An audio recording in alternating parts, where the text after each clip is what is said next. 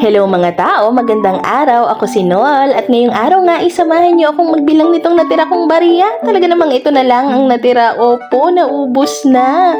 Ngayong araw ay maglilista nga pala ako ng kailangan kong bilhin kasi ito ang first ever supermarket trip ko dito sa Japan.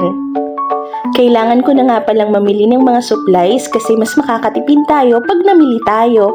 At dito sa Japan, bilang wala akong sasakyan, ay ito ang aking dadalhin, ang aking maleta dahil wala akong balak magbitbit ng napakaraming plastic. Opo, maleta ang dala natin.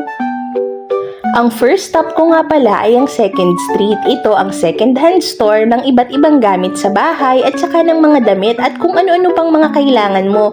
Meron din silang appliances. Bibili ako dito ng lutuan. Kailangan ko na kasing magluto para makatipid. At dahil medyo mabigat yung ibang napamili natin ay inaayos ko na nga ang mga gamit ko dito sa maleta. Ayoko kasing magbitbit ng maraming plastic. Wala akong ipanghahawak sa aking payong. Ang next stop ko naman ay ang supermarket. Namili na ako ng stocks ko. Sana magtagal ito ng hanggang 2 linggo kasi talagang tipid is life. Kailangan nating mag-budget para makakain tayo ng matagal-tagal at mabuhay at mag-survive dito sa Japan.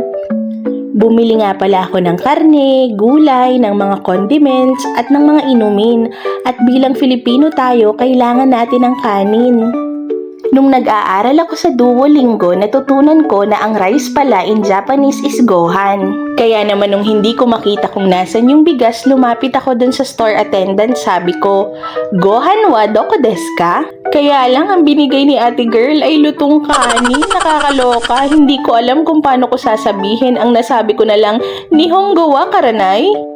Hinanap ko na nga lang sa Google yung picture ng bigas. Thank you Google, thank you Lord at merong internet.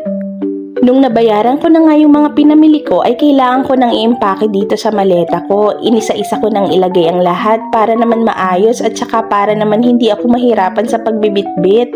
Nakakaaliw nga kasi habang inaayos ko yung mga pinamili ko, ngayon ko nare-realize na never in my whole life na naisip kong mag-grocery pala ako at sa maleta ko ilalagay. San ka pa? Dito lang yan sa Japan. Marami-rami nga rin yung napamili ko at nung ibababa ko na ang maleta ay talaga namang hirap na hirap ako. Strong independent woman ang atake ko dito sa Japan.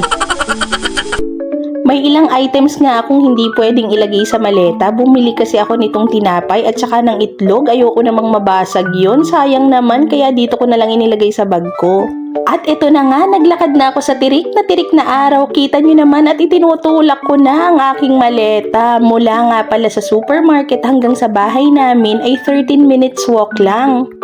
Kaya lang yung 13 minutes ko ay mukhang naging 30 minutes. Talaga namang laban na laban ang beauty ko sa init. Mukhang hindi ako mamumuti dito sa Japan. Pero sana naman Lord, sumeksi-sexy ako ng konti. Kalalakad! At ito na nga ang pinakamasalimuot na bahagi ng aking araw. Sino namang may sabing magiging Heidelin Diaz pala ako dito? Weightlifter. Ang bigat dalhin pataas na sa 2nd floor kasi ang aking bahay.